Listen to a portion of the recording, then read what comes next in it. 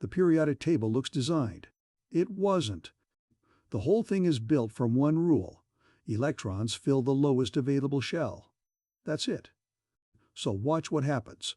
Start with one proton and one electron snaps into shell 1. That's hydrogen. Add another proton and shell 1 fills up. It only holds 2. That's helium, and period 1 is done. Shell 1's closed, so the next electron has to open shell 2.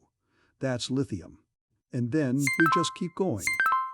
Beryllium, boron, carbon, nitrogen, oxygen, fluorine, until shell 2 hits 8, locked. That's neon. Same rule, so we open shell 3, and we land on argon. Done. You'd expect period 4 to feel the same way. But here's the thing. Shell 3 wasn't actually full. There's a deeper layer hiding inside it, and it fills now. That's why the table has this gap in the middle. The transition metals aren't extra. They're shell 3 finishing the job.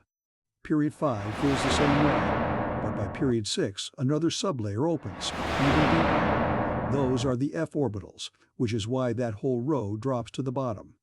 Nobody designed this shape. It's just what happens when you fill shells in order. The periodic table is the receipt.